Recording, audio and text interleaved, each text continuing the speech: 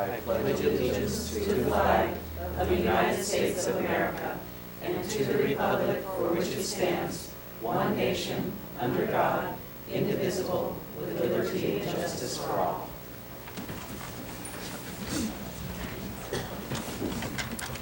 Do you have our Spanish interpretation? Not tonight? Okay. All of our translators called in sick tonight. So if anybody needs Spanish translation, we have Ms. Trujillo who can help us out. So if anybody would like Spanish translation, Ms. Trujillo's in the very back of the room. There she is, raising her hand. Okay? All right, we apologize for that, the lack of our amazing translation team, but they're sick. They're sick. So are headsets available, or will they not be available if we don't have the translation tonight? Okay, just want to make sure. Thank you, Ms. Trujillo, for sticking in there. So announcement out of the closed session, item, make sure that I'm on the right item here. Item B7, the board voted in closed session to appoint Bradley Brock as principal of La Cumbre Junior High effective July 1st, and the vote was unanimous. So we'd like to welcome Mr. Brock. Okay. Now we'll have the superintendent's report. And so Mr. Brock will make his way to Santa Barbara. He is coming to us from Los Angeles. He's currently working at a middle school in Los Angeles Unified School District. So we look forward to welcoming him. The board will get to meet and hear from him on March 12th. And we will send out communication to the staff tonight about that decision. There were 25 people on the panel. So in a way, this new interview process is like the beginning of the relationship of whoever's in a role with the stakeholders that they serve. And it was a really encouraging process for both sides, I think the staff and for Mr. Brock. So I will comment that we have kicked off our hiring season. We are going to be bringing recommendations to you, school board, every school board meeting across all layers, classified, teachers, and then our leaders and administrators. I do want to share that we had our, let's see, was this our third public forum for the School Safety Task Force? It was the third one, and the topic was specifically school safety. And we had a panel up there kicked off by Kelly Moore, who's in the back. I think the intersection of you approving our 18 safety plans tonight, and I would say the big progress that we have made as a school district. People have been complimentary about the changes and improvements. The standard response protocol, it works. I mean, we are hearing evidence of thank you, how this was handled. And then we had other topics, and so people got to divide up into small groups, and that good work just continues. So I want to commend Dr. Wagenik and the team for continuing to move that work along. And tonight, you get to approve all of the safety plans. And we will have a faster way to do all 18 of those, okay? Yes. Thank you, Mr. Matsuoka. So next, we'll have the student board report. Ms. Carey?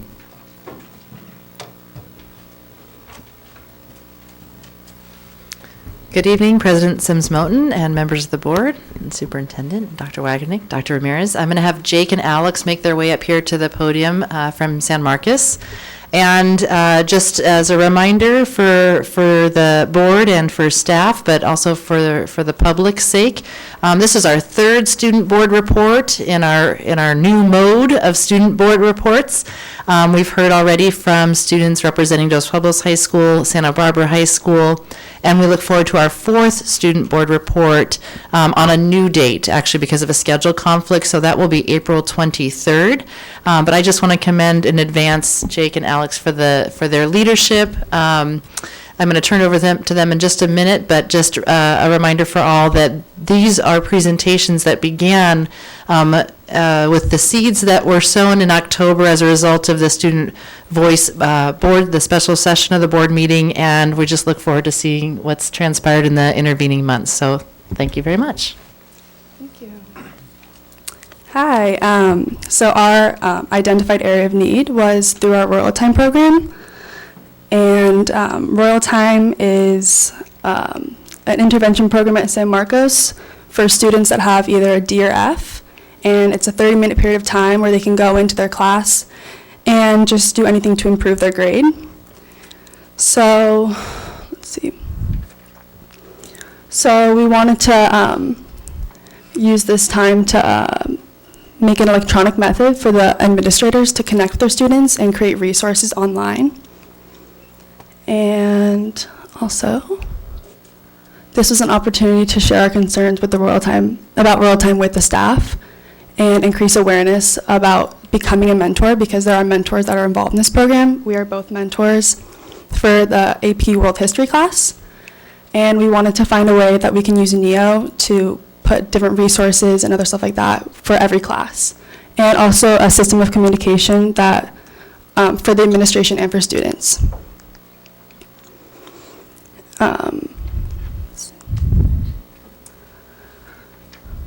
So our statement of desired outcome was that teachers would respond to staff or respond to shared thoughts from students, more mentors would sign up, more teachers would use more resources in NEO, and there would be a system established for students. And we did do this through an app on our iPad, so all students can connect with the administration and share any of their thoughts or concerns. So at our December faculty meeting, I went and talked to a bunch of the teachers about our concerns with Royal Time. And there was a mentor training where we got about 20 new mentors in our program. And there's also a training that all the teachers can attend about NEO and how to use it properly for Royal Time. And lastly, the administration followed the necessary steps to make a parent square available to students. So students found value in going through this process, and we enjoyed the process, felt listened to, and the administration was very responsive. So a few of our next steps will be monitoring the responses for by assigning consequences for ditching Royal Time. So I'm creating more so that more students are able to go and get their grades up. And we're also going to re-invite teachers to attend a new training on how to use the NEO resource. And we're going to try and require new training for the use of NEO to different teachers during Royal Time. And we're also going to review different models of successful programs like Royal Time at other schools to see how we can improve our program. And lastly, we're going to challenge every teacher to find at least one student mentor to reach out to them and try and bring them into our program. And that's all. Thank you. Just so I add something here, I feel like the most important is to get more mentors, because when there's students and there's only 1 or 2 mentors for a group of 5 or 6 students, it gets very overwhelming. So the most important thing is to try to get more students involved in the Royal Time program. Thank you. Thank you. So don't leave.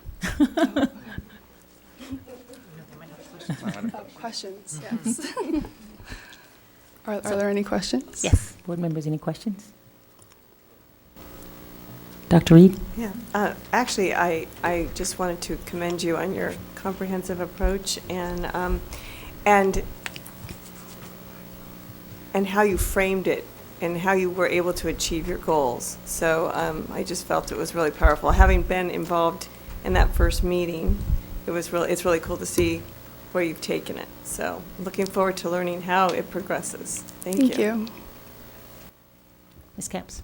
Yeah, thank you so much. And I have to say that Royal Time, we just heard a presentation from another high school recently, and they're envious of Royal Time. So it is something special at your school, and I appreciate the effort of trying to make it as effective as possible. I just had a question about mentorship, because I think it's wonderful that you both are mentors.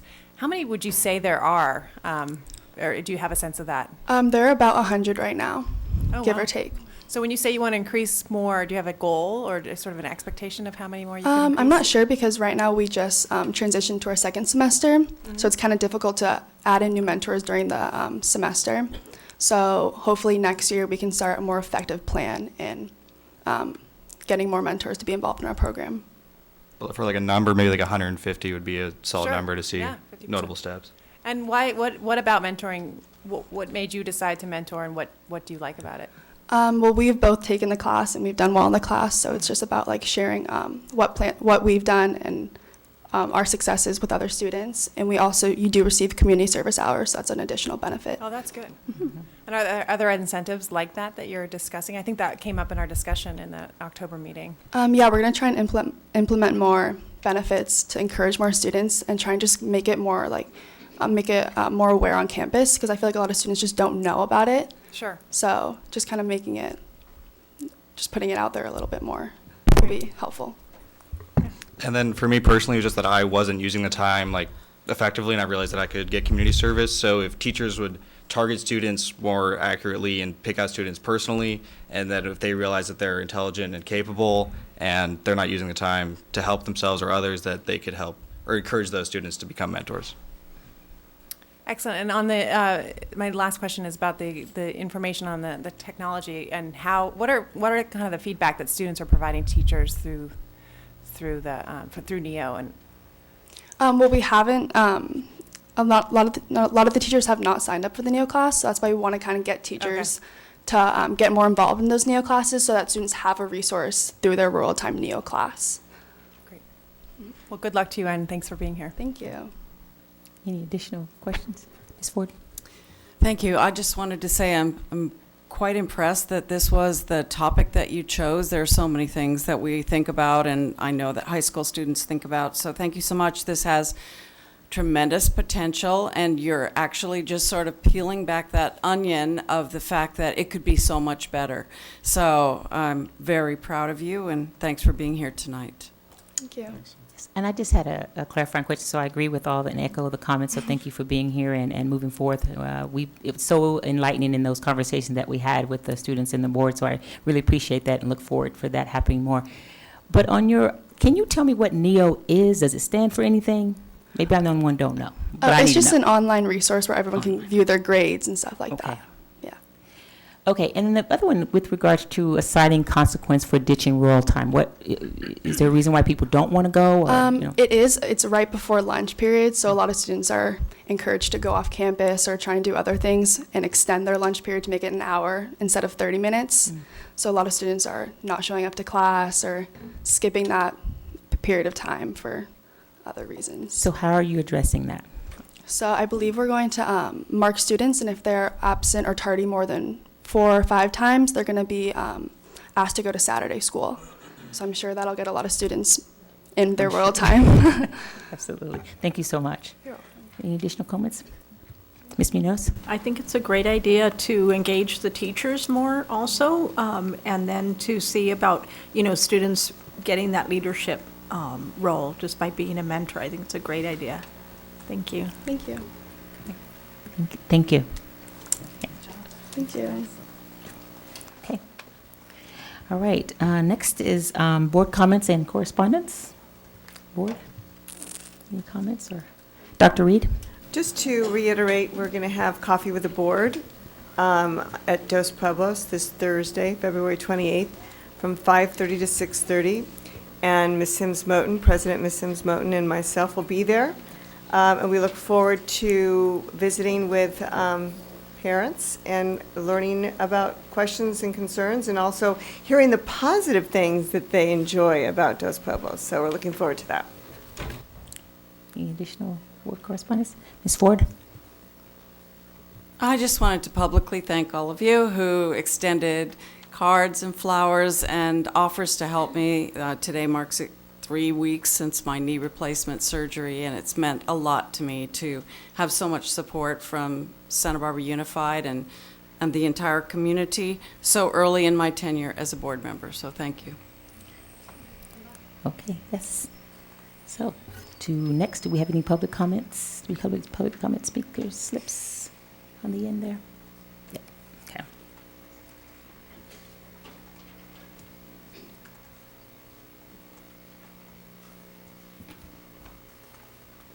Okay, we have 2 public comment speakers. The first will be Caroline Abate, followed by Denise Adams.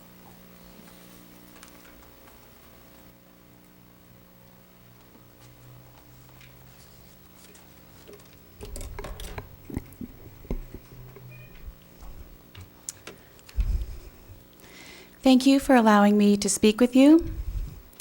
I'm speaking in opposition to the use of the Just Communities Central Coast programs in our public high schools. This program contains ideas of white people, wealthy people, and even Christians as privileged and continuing systems of oppression against poor people, other religions, and people of color. The only endpoint of ideas like these is anger, hostility, and conflict. In 2018, the Santa Barbara Mission and the statue of Father Junipero Serra were vandalized in an ugly hate crime, consistent with someone who had been wrongfully taught that the church and white people are the oppressors of poor people of color. Even more disturbing, however, is what occurred during the City College Board of Trustees meeting on January 24th. During that meeting, a woman speaking during public comment to reinstate the Pledge of Allegiance is verbally assaulted by angry, hostile, and defiant students. Most striking of all is the total indifference of the students to the emotional distress their actions are causing the speaker.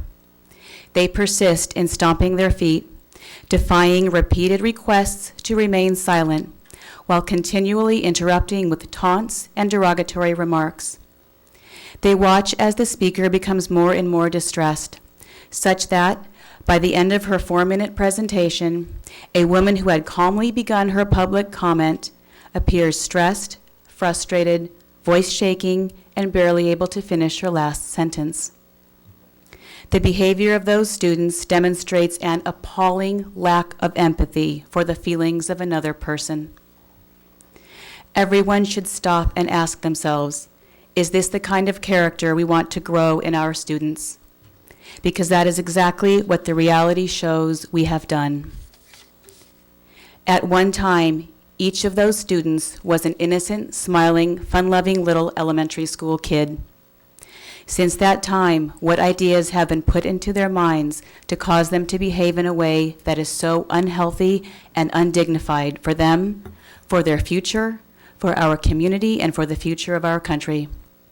30 seconds. If someone is taught that they are the victim of an oppressor, of course they are going to hate that person and want to respond with the use of bullying, fear, and intimidation.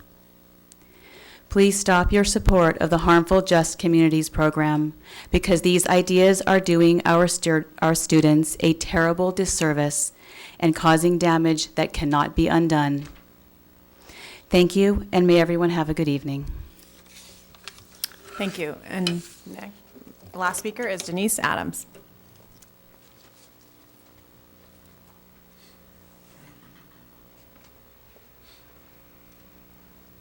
Good evening.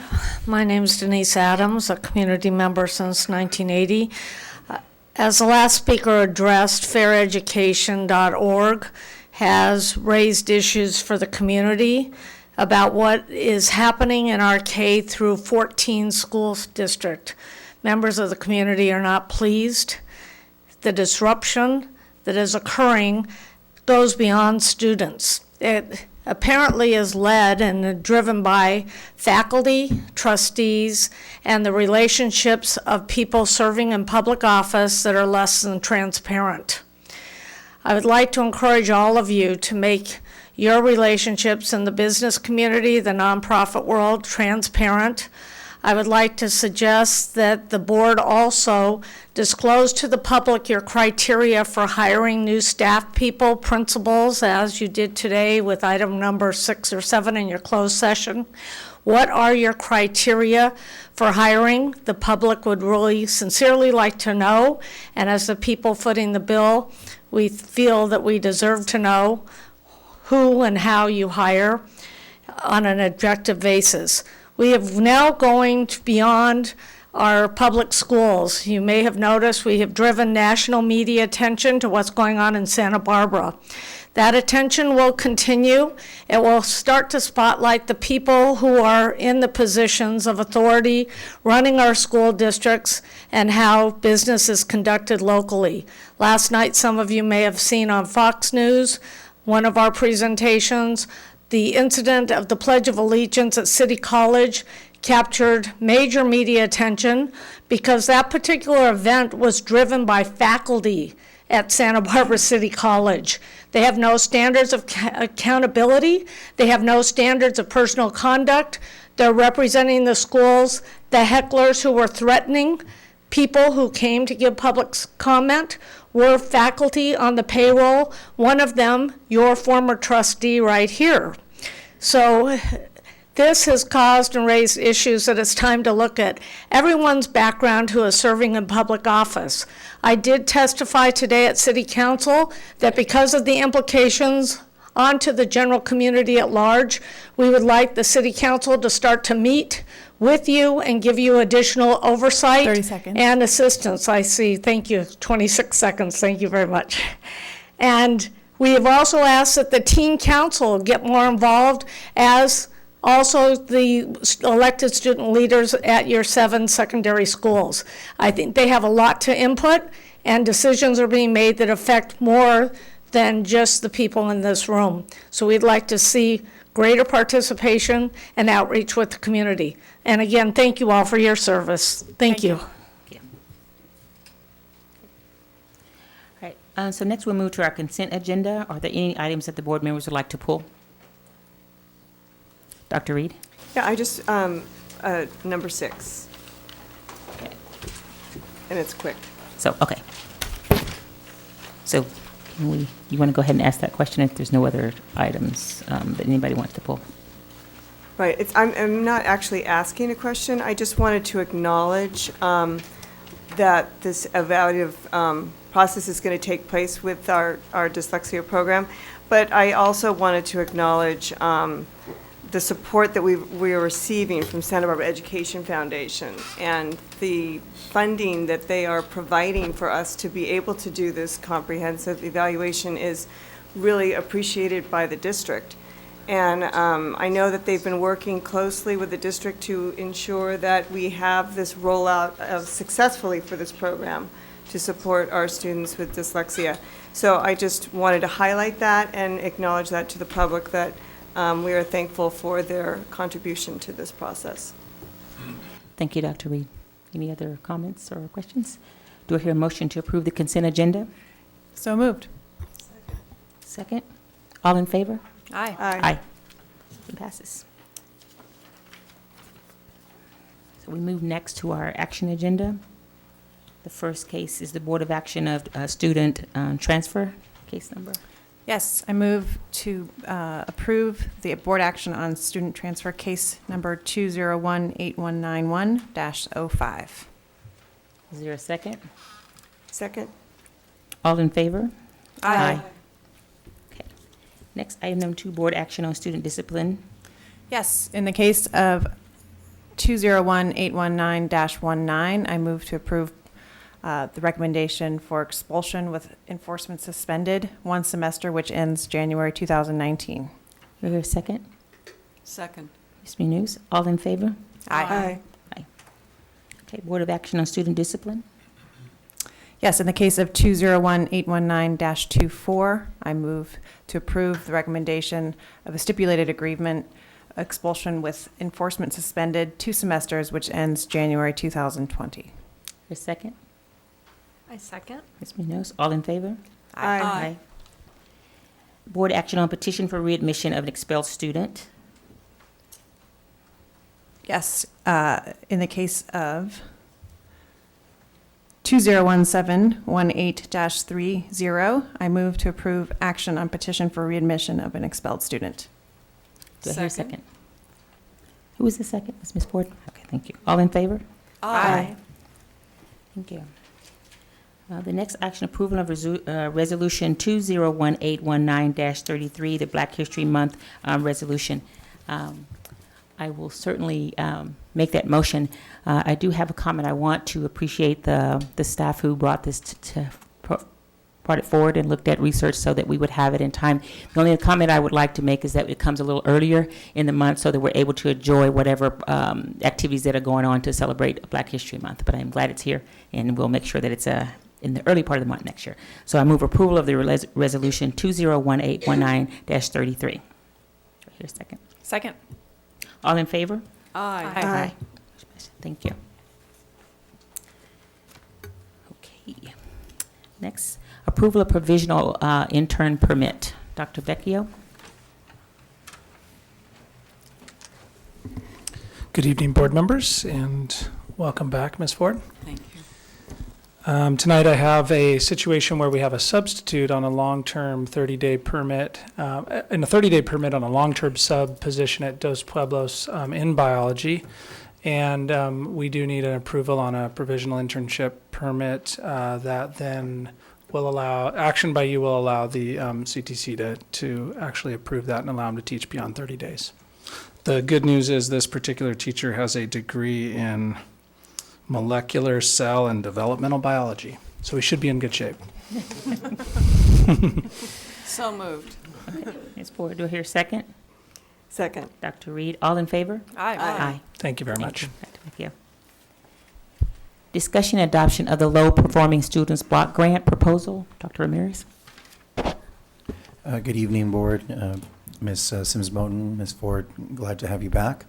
The item before you describes a preliminary plan to utilize funds as described in the board memo.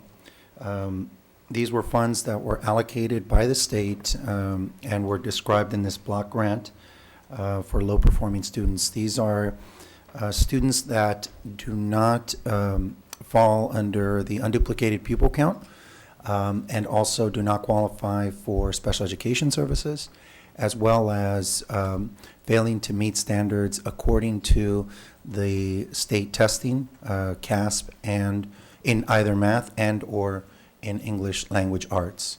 So in total, the students that meet this criteria in the district is 137 students across all grade levels.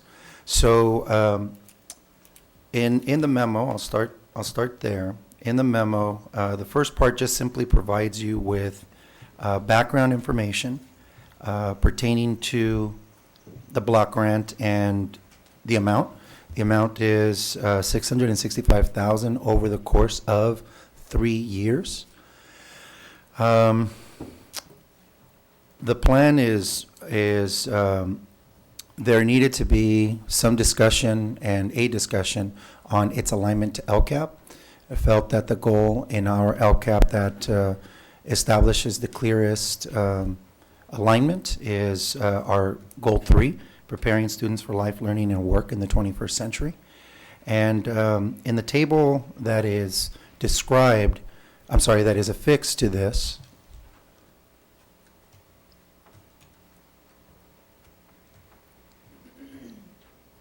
there is a description of the three different initiatives to augment. Now, these are already initiatives that are well underway, some of them for multiple years, but there is a description of ways in which to augment services to these students. Now, one important characteristic, because I read through quite a bit of the statute, quite a bit of the description of how this block grant is to be used. There is quite a bit of discretion, but specifically it calls for either direct services or services to improve the conditions for this group of students. So because they extend across multiple grade spans, the description here, the narrative, does provide for that through 3 main initiatives or main aims that are captured in our LCAP. Professional learning, specifically called out, was Professional Learning Week and additional summer opportunities. And I'll briefly go into those in just a moment. Extended summer learning, and then development of Tier 2 systems of academic support. So I'd like to just start with the first one, provide more or less a high-level view, and then, of course, turn it over to the board for additional questions and commentary. So in the first description, indicating Professional Learning Week, that's become a staple. I've been in the district now for 5 years, and Professional Learning Week has been something that has been a part of the district culture now for many years before that. And that happens annually right after school lets out effectively. And I did provide in the narrative a catalog, our most recent catalog of 2018, that provides for you an overview. Each year we've tried to become more focused, more intentional, and recognizing that teachers, you know, the way to, one of the ways to avoid an impact over the course of the work year or the school year is to work with staff to try to extend, if you will, opportunities where it's not part of the traditional school year and where teachers would be met with having to be away from students, because that just, it creates a lot of challenges.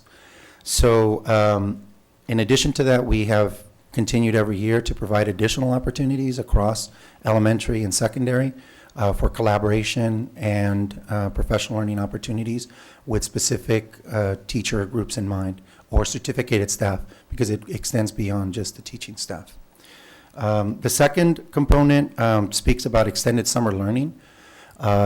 We, over the last few years, have used a number of different sources of funding to be able to carry out, albeit limited programming in the summer months.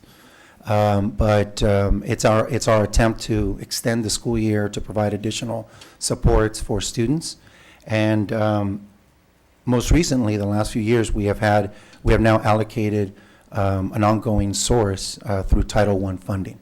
And that extends to elementaries, to junior highs, and to high schools as well. So this would be an effort to augment that and to provide the kind of programming that would target primarily at the secondary. I know it's very much based on the core four: English language arts, math, science, and social studies. In the elementary, depending on the grade level and the school focus, it's more site-based. So there is everything from onboarding of kindergarten students all the way through students who we know need additional intervention over the summer months. And then finally, development of Tier 2 systems of academic support.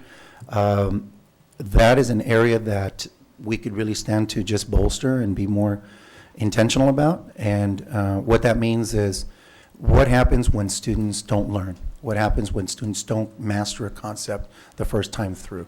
How do we reiterate, you know, some skills, and in this case, in the realm of literacy more specifically, to be able to do what we need to do to improve their ability to just improve their fluency or their reading comprehension, because we know that that has an impact on their performance, particularly as content becomes more complex and more layered.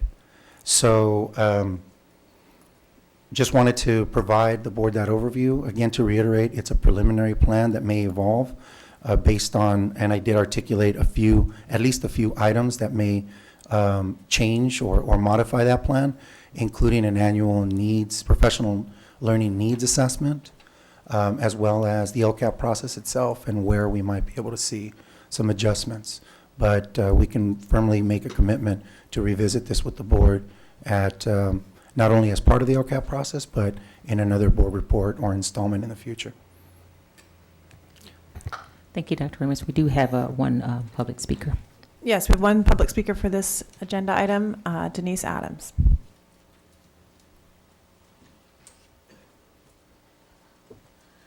Thank you again. I feel obligated to address this topic because several of you on the school board are new. This is an old topic for those of you who have been around for a long time. Starting in 1980, I became very involved with the achievement gap in Santa Barbara. Michael Caston, who was superintendent, followed by Debbie Flores. We're going back to the 1980s, 39 years ago.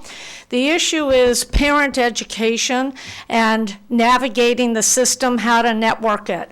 I live exactly 7/10 of a mile between two schools. I live exactly between your Cleveland Elementary and Cold Spring School. Cleveland Elementary, the performance rate is 13% have achieved standards. That means 87% of the kids don't have an opportunity to be successful. They're not stupid kids, because I have taken them to Kumon Math, To reading, back when Jerry Fawcett was your superintendent, we moved them over to the Hope School District. We can hold them back a grade. They can achieve. It's leadership, it's curriculum, it's support. The teachers at Cold Spring School, Montecito Union, volunteered their time. They tutored your kids. It's not the teachers. They're set up for impossible circumstances. I'm familiar with both schools. There's inadequate curriculum at Cleveland Elementary. McKinley's at 13% as well, by the way. It frustrates me. For 39 years, I've been on the same topic. And for 39 years, I am convinced it's intentional. It is intentional that the achievement gap stays 13% over here, and we're at 98% over at Cold Spring School. We're ranked out of 5,600 schools. We're ranked 19 over here, and over here we're ranked at the bottom. Why is that? Why am I saying the same speech to you 39 years later? I got involved when I was vice president of Afro-American Community Services in town. And it is very frustrating to me. It is not about the color of someone's skin. It is about opportunity, and it is about commitment. I've gone through multiple assistant superintendents. I want to know, where's that curriculum, where's the support, and close the achievement gap, which is why people got behind Kate Ford. 30 Close seconds. it.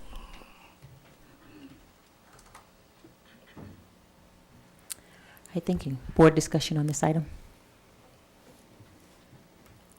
Any board comments? Ms. Ford? Dr. Ramirez, can you tell me a little bit about, I see it says 75K, 75K, 75K. How does that break down? When I looked at the grant, it looks to me like it's about, well, it's more than $2,000 a student each of the 3 years. So what does 75K mean? And how will it actually track back to increased achievement? So the challenge with this is that if we're talking about direct services, I think that that's better articulated in the second piece, where we can target those students for specific support. If we're looking at professional learning and bolstering, I would couch that under improving conditions. As the speaker did indicate, our children, and I will speak for the elementary schools, by and large, most of the elementary schools have a very high percentage of students living in poverty that are low income, that do have certainly the desire, certainly the talent, but that require very specialized and high level of training for our teachers. That is a shift. We have teachers that have been teachers for a long period of time and that have been highly trained, and that need just additional support to make the kind of shifts that the standards call for, that just conditions on the ground call for. And then we have every year a new crop of teachers that are new to the profession, that are new to our district.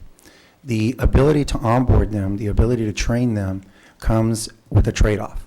And that is that we have limitations when it comes to the work calendar. We have limitations when it comes to their available time. So to speak specifically to what was allocated, that is an allocation that would encompass a teacher's rate of pay for that week or for the number of days that they're involved, as well as to pay for facilitators, although increasingly we have relied on our own, whether it's teachers, administrators in certain instances. We have a lot of talented individuals working outside of the immediate classroom.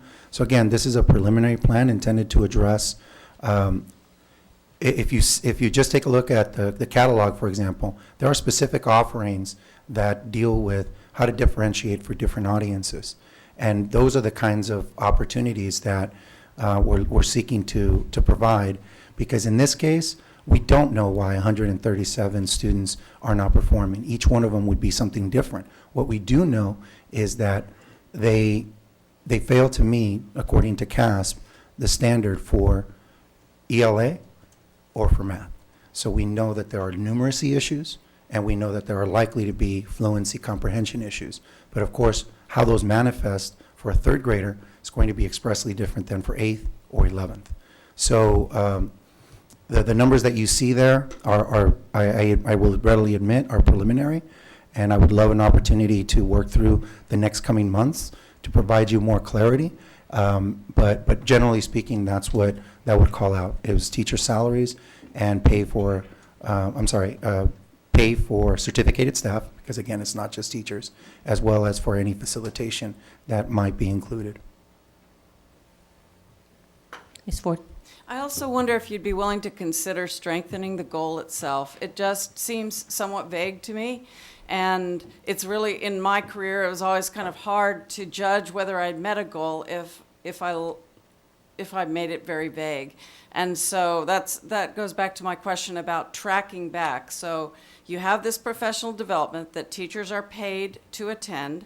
You've thought very carefully about the content of the special development. So it would only make sense, I think, to challenge ourselves to come up with some very intense kind of goals that we could go back and use as metrics. I completely agree with you, Ms. Ford. In fact, this is actually, it's my mistake, because it's a bit misleading in this sense, that this is just incorporates, it just calls out an LCAP goal, which in the LCAP plan is much more robust, with many more descriptive components around the actions that fall under that goal, as well as a list of metrics that we have tracked year over year to help us monitor our growth. But I will make sure to make that also more explicit as we write the LCAP as well. Ms. Capps? Thank you. And along the lines of understanding more about the professional learning, and I appreciate the differentiation that this is about improving the conditions. I'm not asking you to name schools, but I imagine that these 138 students are somewhat concentrated in a few schools. I just wondered if those teachers are getting, is this, because as far as I understand, these professional learning days are for the district-wide. Can there be additional supports for those who teach the students we're trying to reach? So what's interesting about this, and we have to run our own calculation, there are 137 students, but because of CDE's calculation, I can only tell you the number. We have to run our own calculation to identify exactly who those 137 are. However, what I can tell you is that they do span multiple grade levels. They're not necessarily concentrated in any one grade level or any one school. They very well could be, but we have to run our own calculation to make sure we have a better sense of where they're where they're located and who they are. Now, as far as the targeted support for those teachers, we're also hitting a bit of a moving mark, because at the secondary, you're talking about at least 6 teachers. At the elementary, you're talking about a teacher that may be their teacher this year, but won't be their teacher next. So those are the kinds of just adjustments that we need to make in calculations to try to provide the biggest impact with these funds. Thank you, and I appreciate that restraint that you need to do it in that way. But I do, it does sort of to address, as you did, the speaker's point of differentiation between schools. I think it's sort of a bigger question of, what extra support can schools that have more of a percentage of students who aren't meeting state standards, what extra supports can we give them, and can this grant be applied to those specific teachers? Schools, rather. We will certainly look at that and bring that back as feedback. Any other questions? Dr. Reed? Yeah, only to say that I know this has been something we've reflected on before in terms of a goal of having all of our schools achieve at the same level. And so I appreciate the work that's gone into getting this grant and for framing it, and also for giving us more information linked to the LCAP. So I'm hopeful that perhaps, are there other matching grants out there that we can be seeking now that we have this one, to take us maybe to be able to meet more needs that we have in terms of student achievement? So this was not a grant that we applied for. This is a grant that was generated at the state level, and based on our data, our student data we qualified for. So this was not something that we initiated or prompted, or that was a call out to districts statewide. Whether this will become renewable or not, I don't have any clear indication. But it was, one of the terms is that it's a 3-year grant where, we just want to be really thoughtful. And some of the guidance has been a bit rolling from about December on through. And so we just want to make sure that, we've gone back and forth as a department and trying to really be strategic with initiatives that we care to augment. So in terms of matching grants, I don't know that there are any specific to this because we did not initiate this this grant or this grant proposal. Thank you. Ms. Munoz? Yes, I definitely would be interested in more, more information about it, and appreciate the information you're providing us about, closing the achievement gap for students across the board. My fellow board members are real motivated about seeing that improve, and good to know that it's for 3 years too, to carry over. And I just have a couple of questions. So the 137, that's 137, as you said, across the schools. So would that be the only 137 concentrated for this support over the 3 years, or will a new crop come in as we get everybody more proficient? That's a question that I would have to come back to and try to respond because that's the group of students that generated this grant allocation. They may or may not be the same group that is with us next year or even in the year after. So I will certainly have to do some more research on that. Okay, and then my second question is, how are students referred to the extended summer learning? Are they identified? So this is where, if Ms. Carey wants to provide any input from the secondary perspective. But from the elementary, it's really based on a lot of our local data. In grades in grades 2 and under, there are not standardized testing. So we don't have that as a metric to be able to provide a look at how students are performing based on that tool. We have other internal tools and local measures that allow us to have a sense of how students are progressing academically. In grades 3 through 6, certainly CASP, and then by the time you get to 6th grade, you have now multiple years of CASP performance. That would be a pattern and would set a trend. And that's the way in which schools start to identify, what students or what groups of students to cluster. It's always a really big challenge because our funds are not, they're not in abundance. And so really decisions and partnerships have emerged that help bring more resources or more opportunities to our schools. This year we've discussed what our programming might look like for extended learning in the elementary space. But that is something that becomes a challenge also in terms of pooling our resources because transportation becomes a factor at that point as well. And so we're stuck between a number of different factors with limited resources to try to really target students based on their needs.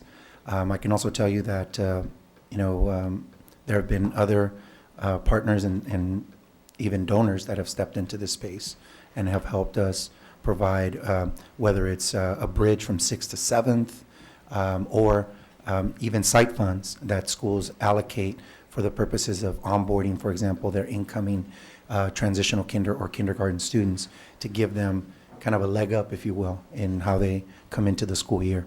So there's different expressions of that, and we're constantly trying to learn from each other and improve. But it's always a challenge with limited resources. And I would just have a final comment to that. When we have, the opportunity that came before us, it's just it's one time. And so how are we thinking long-term in terms of sustaining that so that we get this bump and then it goes back because we're not able to sustain it? So I don't know if that's part of the planning, the future planning, that we keep that in mind. That was at least part of the logic behind putting resources based on things that have already been initiated or actions that have already been in place. Because we want to provide some measure of stability, and 3 years is quite a bit of time to be able to support if done, better each time.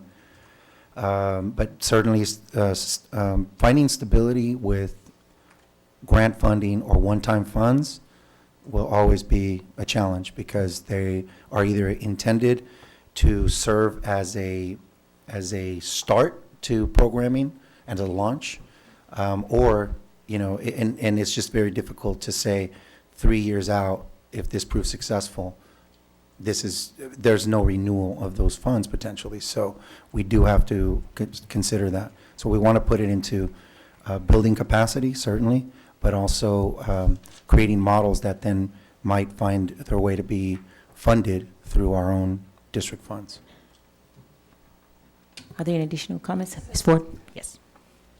You may not have this number, but I'd love to know it eventually, which is of the $75K per year that's allocated from this block grant for professional learning, what percentage of is that of how much professional learning week costs?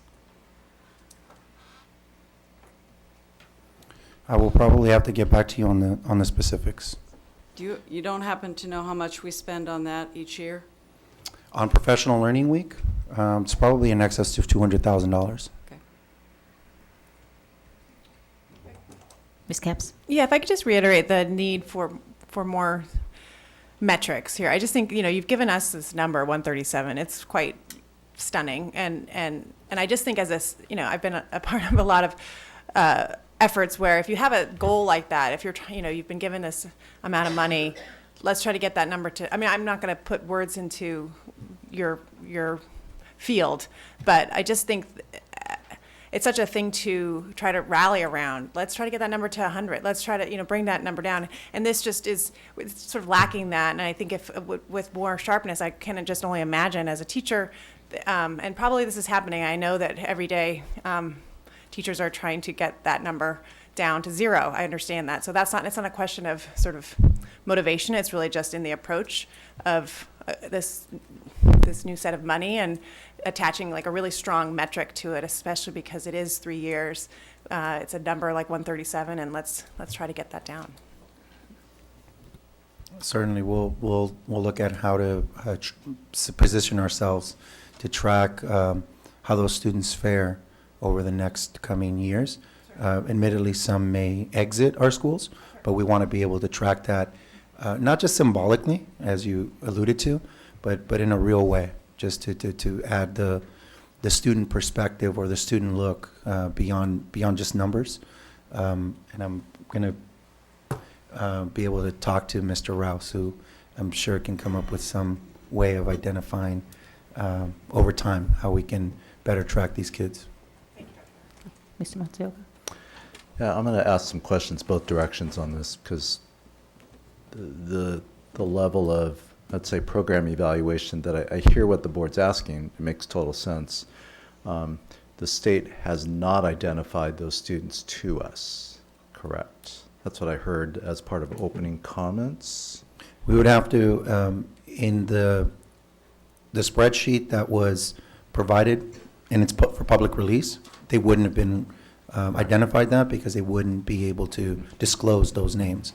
So what they did disclose is the formula and the factors for how they arrived at the calculation. So we will either talk to CDE to get the names from them or run our own metrics to be able to ensure that we can come within close range of that 137 and know who they are. Okay, so we have, under our direct supervision, about 13,700 students. So I'm asking questions because I hear what you're asking, but I want to make sure that the ask is realistic. We are talking about 1% of our students that we serve.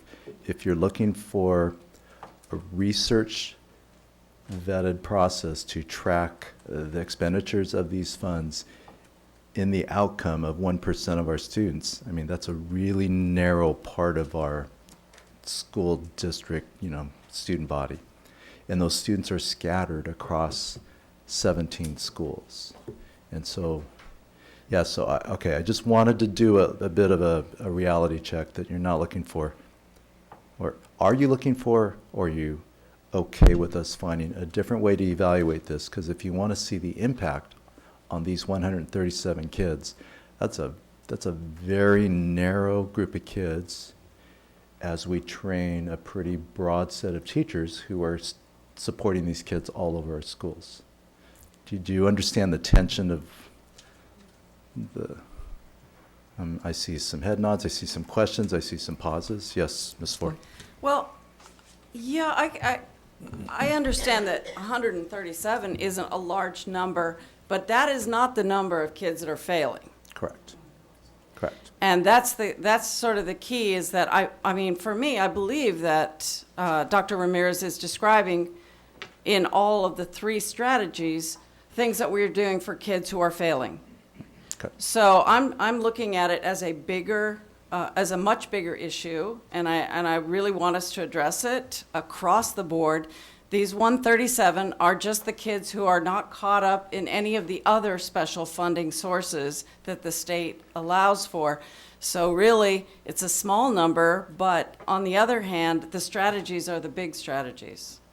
Okay, so I appreciate that. So if I can reflect back now, I think what we could act on is these 137 kids are generating, actually, it's a lot of money. I mean, and I don't think we need to spend, it was a lot of money per year. I think what I'm seeking direction from, what will be the impact of these investments on kids who are not meeting standards? All kids. Okay, all right, that's really helpful clarity for us, because now we know what to design to measure. Okay. All right, just wanted to make sure we weren't setting up Dr. Ramirez for an impossible problem to solve. Okay. No additional comments? Do I have a motion to adoption of the low-performing student block grant proposal? So moved. Dr. Reed, do I hear a second? Second. Ms. Capps, all in favor? Aye. Aye. Okay. Okay, so now we're moving to approval of the safety plans, and what's that strategy to, how we're going to do that fast? Yeah. Good evening, Mr. Matsuoka, Ms. Sims-Moten, and rest of the board. So we have a number of, all of our school safety plans and our Santa Barbara Unified School District Safety Plan here to approve. And what I'm going to, first of all, thank you for engaging us in the robust conversation and review at the last board meeting. Ms. Ford, I'm sorry you missed it, but I hope that if you have any questions, we'll address those now that came out of your opportunities to review. And then I'll make my proposal of how we review, or how you approve them. Dr. Reed? So I just had a question, because I didn't see necessarily reference to preschools and safety plans with preschools. We have Adams, Cleveland, Franklin, Right. Harding, McKinley in the early years at Santa Barbara High. So Mr. Moore is here, but I think I can field this one. In fact, I know I can. And that is that the assumption we operate under is that whoever the principal of the school is of that campus itself, and if there are multiple schools housed on the campus, then that site's safety plan applies to all. And so as far as the preschools go, their safety plans are rolled into, for instance, Franklin. Okay, so they work with them, and that's a best practice. I would say the exception to that would be that our 2 charter schools that are on our school campuses, Goleta Valley and Franklin, also create their own school safety plans as part of the requirement from the state of California. However, in the event of an emergency, there are contingencies built into that process. Ms. Capps?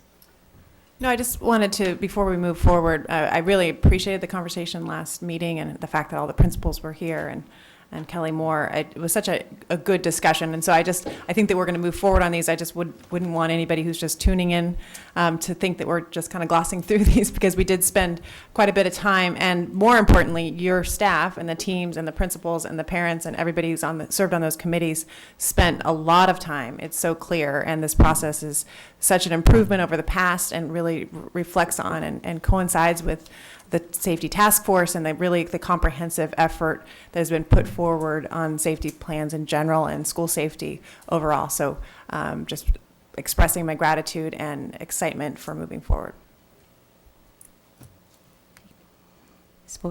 I just want to say that even though I wasn't at the meeting, I did watch the tape, and so I have a pretty good understanding, I think, of all of the issues and the work that went into this, so I think I'll be able to vote. I assume that you did, so. All right, so if there aren't any other questions, my proposal would be that we name them one by one, and we'll call them out, and then you can make a vote en masse. And if there is one that you would like to exclude, we should know that ahead of time.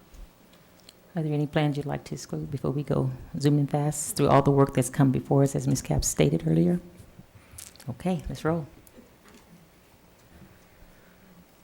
So I would like to ask the board to approve the Adams Elementary School Safety Plan, the Cleveland Elementary School Safety Plan, the Franklin Elementary School Safety Plan, the Harding University Partnership School Safety Plan, the McKinley Elementary School Safety Plan, the Monroe Elementary School Safety Plan, the Roosevelt Elementary School Safety Plan, the Santa Barbara Community Academy School Safety Plan, Washington Elementary School Safety Plan, Goleta Valley Junior High School Safety Plan, La Colina Junior High School Safety Plan, La Cumbre Junior High School Safety Plan, Santa Barbara Junior High School Safety Plan, Dos Pueblos High School Safety Plan, La Cuesta Continuation High School Safety Plan, San Marcos High School Safety Plan, Santa Barbara High School Safety Plan, and the Santa Barbara Unified School District Safety Plan.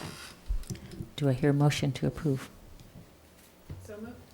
So moved. Ms. Capps? Do I hear a second? Second. Dr. Reed? All in favor? Aye. Motion passes. Thank you. Thank you. All right, Mr. Moore. Okay, traditionally, board, we do take a break here between our action items and our report, but it's with the will of the board. We want to continue moving on. We're good. We'll continue moving on. Okay, so next we'll have the California School Dashboard Local Indicator Report, State Priority 3, Area 3, Parent Involvement. Dr. Ramirez and Ms. Carrick.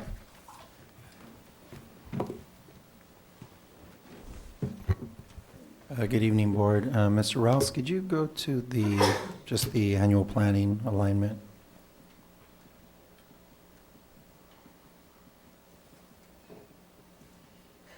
Just want to continue to reference this document. It's a way to, just for our department and us as a district office, to keep ourselves really on task, if you will, and to provide clarity, as much kind of big picture clarity to the board around the different components around accountability.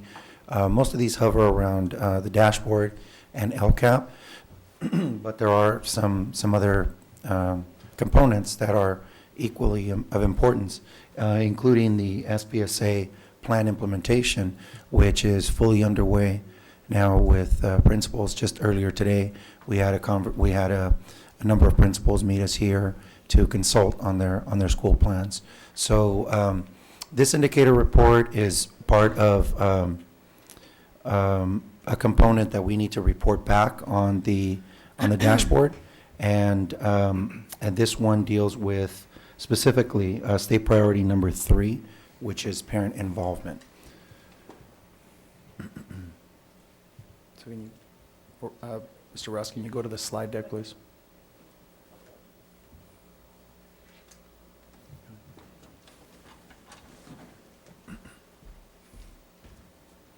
All right.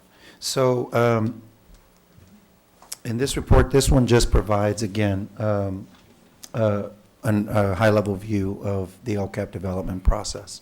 And starting with the dashboard it was in December of 2017 when that dashboard was released. Since then, there's been a reimagining of that dashboard. So already we're having to kind of reorient ourselves. Much of the information and the metrics remains the same, but the way it's displayed is dramatically different. Parent involvement is one of those areas that we've known has always been a cornerstone of school life. And volunteerism involving parents has always been a way of just interfacing and working and collaborating with parents. What has changed in the last few years upon the arrival of LCAP is that now it's more defined in some ways as an expectation, but not so much in terms of how it's to be undertaken. So years ago, when I came to the district as the director of EL and parent engagement, a good way of grounding the work fell under taking a document like the state's parent engagement framework and trying to overlay that with some of our existing programming, as well as identified needs.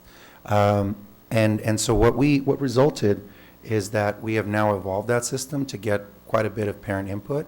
So we have actually now established the California Healthy Kids Survey as a really ongoing way of evaluating. And so the report that you see here is really a call out to some of those results. So just a high-level view here, and you'll see more in the report. Parent perceptions of schools allowing input and welcoming contributions remain high and steady of just over 90%. And then perceptions of actively seeking parent input in decision-making continues to hover in the mid-60s, which is down from the mid-70s 2 and 3 years ago. That's an area that we're trying to, just better understand. Promoting parental participation in programs, again, indication that strong parental participation in general school events and structures designed to elicit parent input. So I will name a couple of those examples. The fact that the survey has now been an annual survey, I think, goes a long way to signaling to parents and families that their input is welcome. We've created other tools for that purpose as well. But in that process, we've also increased other engagement strategies, whether it's programming or outreach to specific groups that maybe in the past had not been quite as strong. A symbol of that would be our ELAC, and as a district, our DLAC. We have now gone forward with training from a district office, some of those ELAC, not only the ELAC officers, but also principals alongside. So I'd like to actually, Mr. Rickman, can you help out with the other table?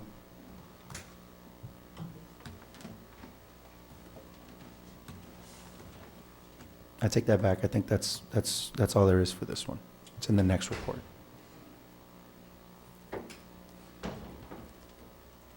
So again, high-level view. What we see is that we're becoming more effective in getting parents of all backgrounds to participate in programs and to communicate opportunities. We are providing more language access for parents of ELs, and we establish a recursive communication system between DLAC and the board. This is something that also came in play about 5 years ago, where DLAC for several years was making recommendations to the board, but there wasn't necessarily a feedback loop to how those recommendations were faring or how the board was receiving them. And so we have established now a cycle by which that is monitored pretty actively. And so in this arena, we are just looking for how those cultural items begin to result or do result in improved student outcomes, recognizing that it's not a one-to-one correlation. So I will go ahead and stop there and field any questions before moving into the school climate report. Dr. Reed? All right, that was good. So I just have a question regarding the perceptions of actively seeking parent input in decision-making remains in the mid-high 60s, down from the mid-70s 2 and 3 years ago. So I'm curious, for such a 10% drop, what sort of analysis has gone into understanding why this is happening, and what sort of work is being done or framing to bring that rise back up to where it should be, or even higher, actually. But within 2 or 3 years, I'm just curious what led to that, and what are you doing to change that pattern? So let's take a look at the data, and I'll begin to share some thoughts. Mr. Rouse, can you go back to the other memo?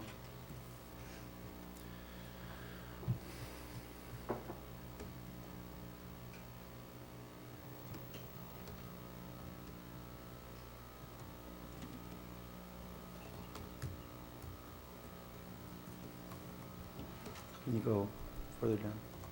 All right. So this first table shows the trends in parent perceptions of school decision making. It was the number that was articulated there. If you look at the numbers on the bottom, you'll see the aggregates. But where you will see some measure of distinction is amongst the students, the demographic breakdowns. The question that you're asking about is in the next one.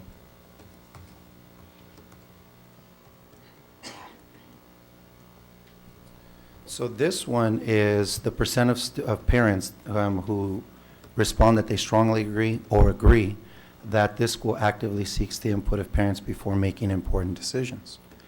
Now, this is where we do see a greater discrepancy between demographic groups. So when we look at the aggregate number, if you look at, for example, in 15-16, that number was 74%. And if you track that number across demographic fields, you see that some demographic groups have held steady, fluctuating 3 to 5%. Where there's been a drop-off have been in the number of white parent respondents. So that number has dropped from 67 to 59, which creates a change in the aggregate. Now, in this information, it would be extremely difficult, and I would say even irresponsible, for me to render a judgment. But this is something that we certainly look at by way of the information that's coming from schools and balancing that with other points of information. The challenge with us is that we don't have the means by which, or the capability to tease this out to the nth degree. It would really require, once again, a much more robust and distinguishing research evaluation in order to do that. But it is an important trend to look out for. So when we look at, for example, the parents of our English learners, 91% in 15-16, 18-19, 86%. If we're looking at our Latinx population, 86% to 80%, a decrease. But where the greatest decrease happens to lie is within our white families. So, and in foster parents, for example, if you look at that number, that's a small number of parents, but when the feedback states 55%, it's certainly something to call out. Our African American families, 83% to 68%. Now, there can be more volatility in the numbers because it's a small group. So if there are shifts in opinion or in perceptions, then it's going to operate more dramatically in the numbers. but it's still an important piece to consider. So how are we reaching out to those audiences, and in what ways, and what has shifted? Those are all really important questions for us to ask. But this data unto itself won't answer, in my opinion, those questions that I think you're seeking. They're the very questions that we ourselves are asking. Can I just ask the question? I'm sorry, Ms. Ford. So the difference between 15, 16, and 18, 19, there seems to be pretty much decline across the groups. Did the questions change? Did the number of students decline? What happened? I mean, you may not be able to answer that, but. In fact, the number of participants increased. So if you look at the number in 2015-16, it's 2,500. By 18-19, it's 4,100. So what we could be seeing is a more accurate representation of the group. Now, is that all of our parents or in families? No, it's not. But it is a statistically significant representation across demographic groups. Ms. Ford? Thank you. Then the percentage of the parents is interesting to me, but without knowing how many there were, I just can't make much sense of it. Or I guess I would say that there could be a very interesting conversation when we knew how many Asian, Black, Latinx, white parents, etc., had actually responded of the 4,100. I have some information, if I may interject, about that. So from this last administration, what we have is percentage rates of participation. So of respondents, approximately 40% identified as Latinx, approximately 40% identified as white, and 40% identified as socioeconomically disadvantaged. So that gives you a little bit of some of, kind of how to weigh some of those numbers.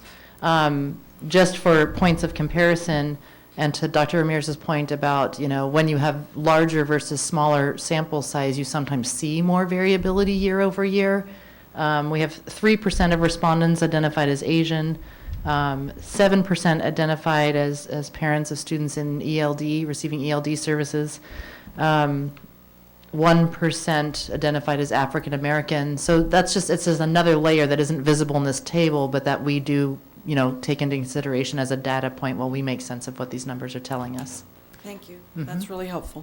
And can I just ask, in terms of the economically disadvantaged, are there duplication of numbers? Correct. Okay. So you can, even though they're all just listed there in the left-hand column, they're not mutually exclusive categories. Okay. Dr. Reed? So I just had a question. So I know there's been a definite robust work that the district has done relational to supporting English learners and families, and with DLAC and ELAC. And I'm wondering, have you heard any responses from parents, maybe from the PTSA, specifically white parents that have saying they're feeling that they're not engaging, or that they're making any comments that way? I'm just curious. That they're not, maybe, are there other venues for them to engage? Sure. Anecdotally, we've heard commentary across all of our schools for a host of different reasons. There are part of our initial discussions a few years ago around trying to capture this idea of parent involvement is that it's not an easy marker to determine. A parent, you could argue, could be incredibly involved and not volunteer 1 hour to the school, not be on a committee. But certainly, I think there are a number of parents for whom that would apply. Parents who have professions, work, whatever kind of commitments that take incredible responsibility for the education of their children and don't necessarily, aren't necessarily visible at school. So even the idea of trying to triangulate and create quantitative measures for how to define involvement is a challenge. And then how to tease that out from engagement. So if a parent shows up to back to school night, does that equate to somebody who serves multiple years on a school site council or on a PTA, PTO? So there's just we're looking at a very much a moving target. Now, to your question about opinions from different family groups, absolutely. We have received a number of opinions, and some have been positive, some have been less so. Some have called for increases in programming that fits different parent audiences. Much of our programming is pretty long-term. It requires a significant time commitment, and issues of language access have certainly come up, which stretches already very finite resources and creates just additional layers to work through. But what I can tell you is, anecdotally, from what I've seen firsthand from our DLAC parents and from many other parents, is that much of the programming that we've been able to provide at all layers of the system have been very useful and helpful for parents to understand how to navigate the system, how to have greater visibility to the system, how to then create outroads and inroads to other audiences, whether it's PTA, school site council, or other groups, boosters, the list goes on and on. And those, I think, are also opportunities to bring different perspectives to those groups and good ways of ensuring that parents have a better opportunity to engage meaningfully once they're there.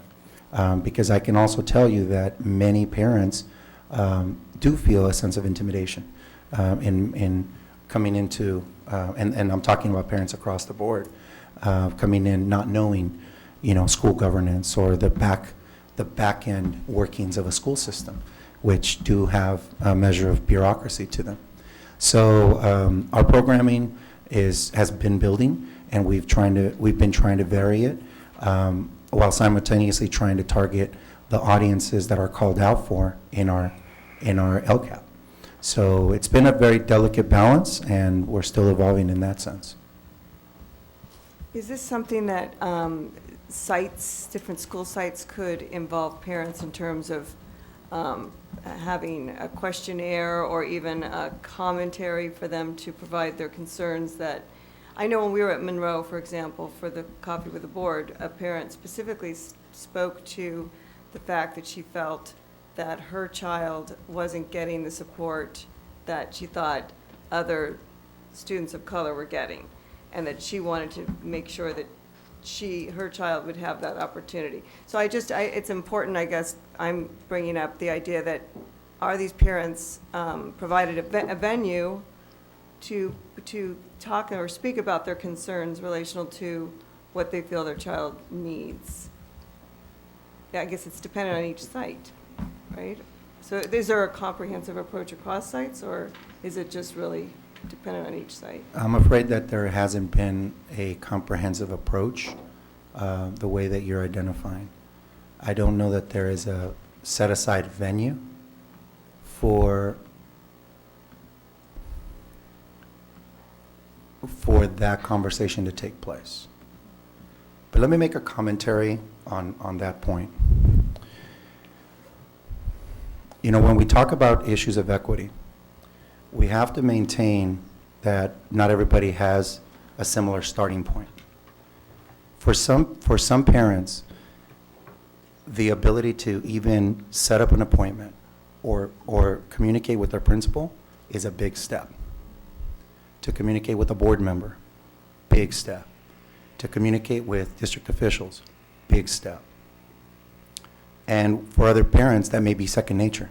That may be just what they, socially, some of the social norms that are availed to them for different reasons. So what we're trying to do is build programming where parents know what pathways exist for them in order to avail themselves of the right information, avail themselves of the right pathways to seek clarification, correction, resolution, whatever the case might be. So, and I know that brings with it a certain tension, because it's very difficult with, again, limited resources to be able to create spaces. I think part of the conversation has been that we have now offered up, and we're offering up some opportunities to create those spaces through Just Communities. We just had a very important conversation there at Monroe, which was very well attended, and that put some of these issues on the table on how to reconcile the different frames from which we operate. Additional comments, board members? Okay. Thank you, Dr. Ramirez. I would just say, just continue doing what you're doing and continuing. I would just say that obviously there's gaps there that need to be looked at and opportunities. These are just opportunities to continue to ensure that we have the engagement of our parents, because that's crucial to our students' achievements. Thank you, and I do appreciate the board's concern. I know it's been of great concern of how to engage all families, all students, and certainly appreciate the line of questioning that the board put forward. Thank you. Thank you.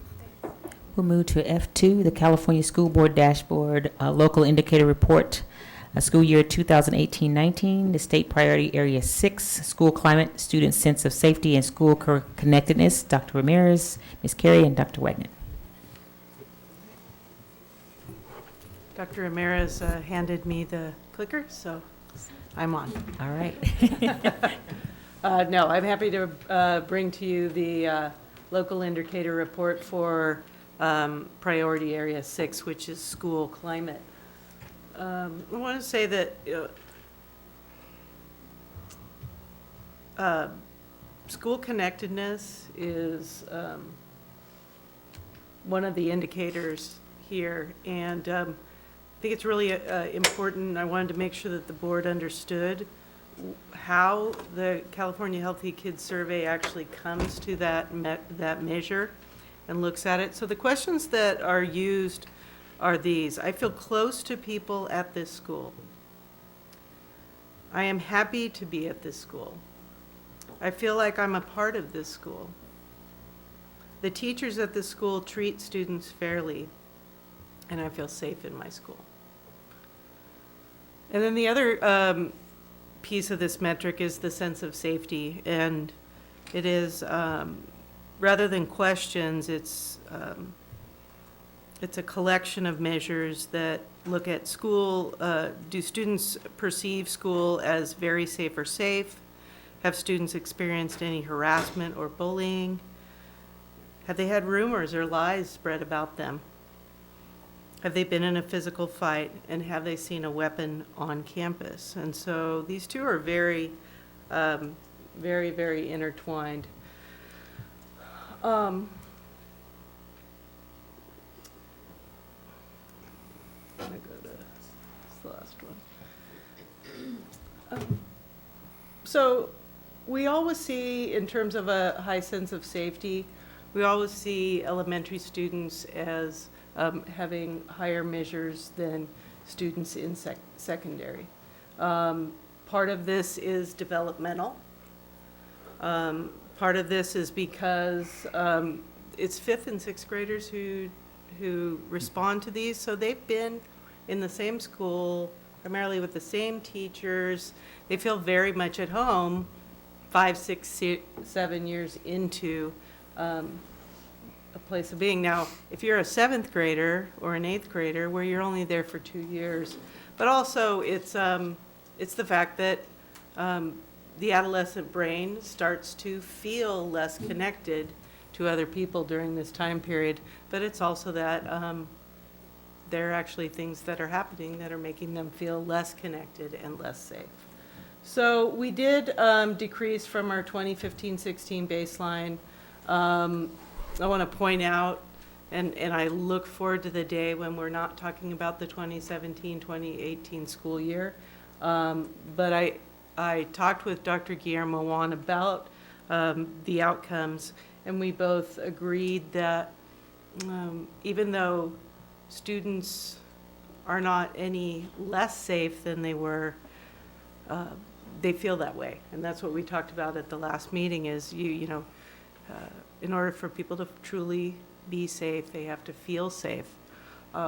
I do think we're at a point as adults where I really want us to shift away from talking about students being unsafe, because I think they're listening to us.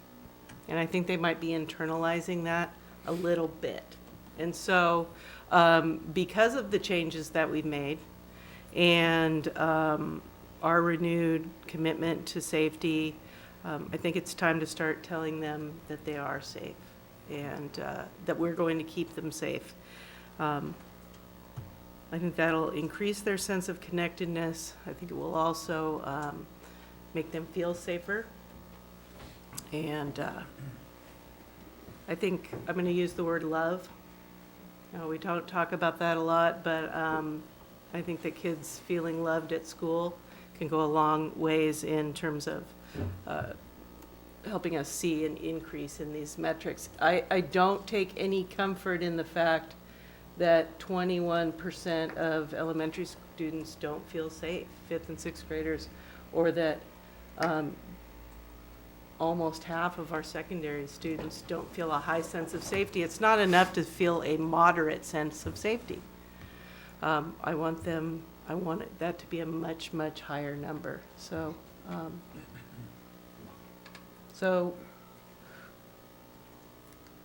we move on. What's that? Yeah. So with that, we can go to questions that the board has. Board, any questions? Ms. Capps? Thank you, Dr. Wagner. I appreciate your point of messaging safety and all of the wonderful gains that have been made and the systems that are now in place and have been in place and people that are dedicated towards this. And I'm just curious, I'm not trying to add to this, but when I'm reading these results, I want to pull aside, 10 of these students who don't feel safe and ask them why. I mean, and I know you do that all the time because you have such interaction with students, but I'm just kind of curious if there's what you might think if you had students in sort of if there was a focus group on top of this wide data set, what would you imagine would be said? Well, actually, one of the groups that feels the most unsafe is students who live in who are homeless, or so we are going to be having a talking in class where it's specifically students who are under-resourced in terms of their housing, and so we'll have an opportunity to hear from them. Mm-hmm. I think, yes, I could talk about what I hear from students all the time. I think relationships with each other and relationships with their teachers is the key piece. And I'll be bringing to the board in probably about 6 weeks our plan for launching social emotional learning district-wide. And the number one thing we have to focus on is the relationships between adults and students before we can even do students and students. So I'll be bringing that to you, and I think at that time we have students that we've invited into the process. I know I didn't answer your question, Sure. But it's so layered in. A lot of it isn't anything we have control over. So students bring to school a sense of being unsafe. We have the highest rate of childhood poverty in the state of California. We're the third our third highest rate of poverty for all groups in the state of California, and our childhood poverty is the highest. And it's not in Santa Maria, it's in Santa Barbara. Right. Yeah. And so, while we see this in terms of the connectedness and safety, some of that is brought to our schools. And I think for some students, especially in high school, it's like that we see who are chronically absent and truant from class. It's not that they don't go to school, because they'll say, well, Dr. Wagner, I go to school, I just don't go to class. And they go to school because their friends are there. because they are safe, there's food. So it's just such a complex piece that we're talking about. But I truly believe this work in social emotional learning is the next frontier that's going to move these numbers into a better space. And I do have to say, our numbers aren't that far off from the state of California. And so, but that still doesn't make it okay. We just want to do better. Dr. Reed? Thank you. I really want to acknowledge your comment about the connection between the students and the teachers. And I think the high school students that came today and spoke about increasing that within their, how many teachers can we bring into this process and they're asking for that, and they want that. So I think that's crucial and actually for elementary and secondary. But I think we see it in secondary that they're not in a class long enough. They're traveling from place to place. It's hard to have that connection in their larger classes, class sizes. The other thing I just want to acknowledge that I truly commend you for bringing forward the social emotional framework that you're discussing right now, because I think that is crucial, and to do something like that across the board is going to be monumental, I think, in terms of moving forward and changing these numbers. So I want to just acknowledge that. And I thank you, and I want to acknowledge that that work is really about the work that Dr. Ramirez was talking about earlier when we were discussing the block grant, when we were talking about closing the achievement gap, because that is our primary role, is to make sure that students read, write, think critically. And so that's what all of this work is about, and we're doing it in collaboration together. And I would just add, I had that same question about, the question was about how are we connecting our social emotional work with this and moving this in this particular survey. But I also think about, I was just at a church service on Sunday, so members out here, and we had a couple high schoolers, I think they were freshmen, and they were talking about, oh, I've been marked absent and all sorts of different things that was going on, and they're like, okay, why are you absent, marked absent, right? So it's really the conversation too much to what you said, is connecting with them through conversation, asking the questions at their level, because it turned out, oh, well, we're just a little late to class. So a little late to class, or do you go, how do you then connect with your teacher? So that's an important piece about connecting, even opportunities like that. We would just happen to be at an after church service, and we had some teenagers there, and I don't know how the subject came about, but it was that connection then, and they felt like we were asking them questions and putting them on the spot, but in the end, they were really glad that we asked about that. So sometimes it's just asking to what you're saying, Ms. Capps, earlier. It's about just asking the questions, how are you doing? And just in their normal day conversation, there's so much that we can learn in that. And so there's missed opportunities, I think, sometimes as adults, when we could just ask those questions and that we can engage them in. So I just also want to commend us moving forward and making sure it's district-wide. This is also part of the early learning. We're looking at our 2- and 3-year-olds who are, they can't articulate it, but it's in their behavior if they're not feeling safe or whatever the case might be. So it's down that far too. So we continue to work that so that when you get to this point, there's a feeling of safe. There's a system that protects them and engage them as well. I will say that along those lines, we have pockets of things happening. Like Dr. Simmons at Santa Barbara High has been working with AHA to train the 9th grade teachers on social emotional learning, and out at Dos Pueblos, where we're seeing some really amazing student services related data coming out. They have implemented Check In and Connect, which is assigning or linking students with trusted adults, and trusted adults that they choose, that they identify. And so all these things we are seeing that those things are having an impact. Ms. Capps? Yeah, this is a follow-on, and it's a little, maybe a little bit creative, but I was thinking, as I took this survey as a parent, it is a moment where you stop and think. And I know that this is anonymous, but it did make me wonder, is there a way, if you mark down, I don't feel safe, then what? In a perfect world, there'd be sort of a button, like you could press, if you wanted help, or because you are captivating this student's attention. Just kind of food for thought, because again, it's so hard to have that kind of interaction, and yet this survey provides one of many. I know there's many interventions, but I think just in a perfect world, we'd be able to kind of dive in at the point that student is actually checking, that's answering that question. No, I don't feel safe, and then what?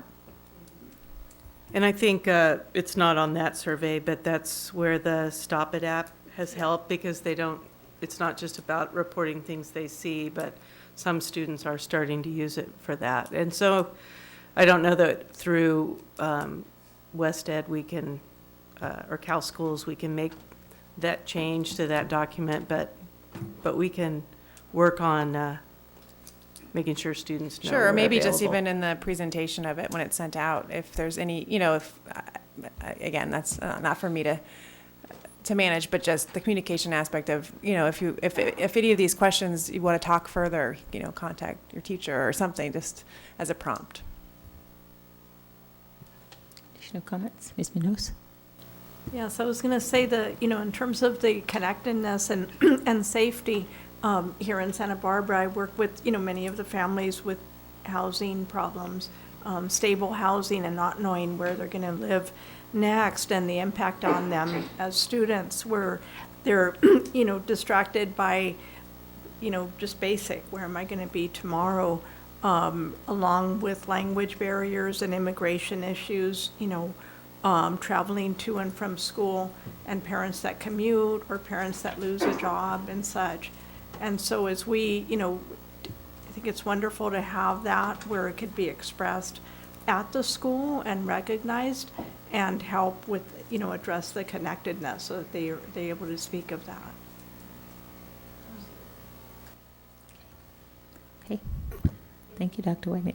Were you going to say something, Mr. Matsuoka?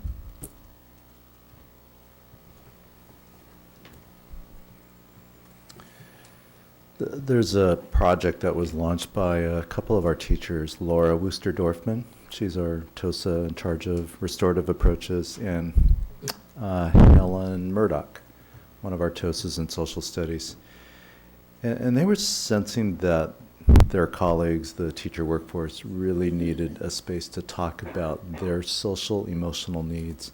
So they put out a survey. They asked me if I would buy some books, and I said sure. And I was going back in time. They had 116 people sign up, and they launched it last summer. Now it's diminished in numbers, but what that told us is our adults need to be taken care of. And we sit here as the leaders of a district. We have kids in crisis. We have schools with. The achievement gap is just 4 decades worth.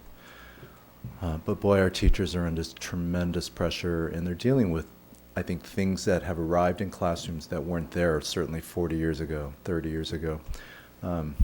We are wondering about how do we support the adults in our system who have become caregivers of the youth of our community. So we want them to teach intellectual capacity, but now we ask them to help raise kids. And I just share that, just listening to this. Connectedness, parent engagement, it all ties together. But I tell you, our staff, how do we as the board and cabinet take care of our workforce? Because when they feel cared for, they'll take care of our kids. And wow, there's just not enough time and money to go around, but just want the board to be mindful. We're starting to wonder about how to support the adults from a social, emotional learning perspective. Final comments? Okay, that's our final report of the evening. Thank you. What a way to conclude about caring and providing love and safety. So we didn't have any items that we need to return back for discussion. Coming events? Any coming events? So we have a coffee with the board that's coming up on February 28th. We're at Dos Pueblos. 5:30, Dr. Reed and myself are there. I think there's also some read-in opportunities for Dr. Seuss that are coming up. So yes. Very On exciting. Friday. Oh, yeah, Friday. Yes. Very exciting. So that's coming up as well. Okay, I know I had fun with my little Dr. Seuss hat last year. It was kind of Which hard I to read with those borrowed. gloves, but yeah. Okay, are there any future agenda items? I know there's a list somewhere. I keep asking that list. Dr. Reed, you weren't here last time, so we got to come up with that list of what we've already said we want to have on the agenda. Yeah, and I think that list it's in cyberspace. We have to bring it and we actually have to print it out. But it is on I know that Superintendent Matsuoka mentioned that he was going to highlight some of those. And so I know that you guys will pull some forward that have been sitting on there for a while. Yes, and then we'll have some that's coming up that's been requested, so we'll see those on March 12th. And a reminder that we have our first special board policy board meeting scheduled for next Tuesday. So we're going to queue up. Don't be alarmed at the number. We're just going to put on a healthy amount. If we get through 2/3 of them, great. We're just, trying to catch up on the backlog. Okay. And then we have on March 30th our special board retreat. Looking forward to that. And then our next meeting is April 2nd. Board policy, just so March I have- 5th. March 5th, so that March should be 5th. listed, correct? It should be, but it's just not on here. Great. Yeah. So thank you for that reminder. Carol worked very hard in getting us together, so let's not miss that meeting. So we'll send out a reminder just to make sure. Okay, so do I have a motion to adjourn this meeting? Ooh, at 8:20. Wow. So moved. There we go. Thank you. Thank you all for attending. Thank you, Cabinet, for being here. Thank you, Mr. Matsuoka. That ends this board meeting.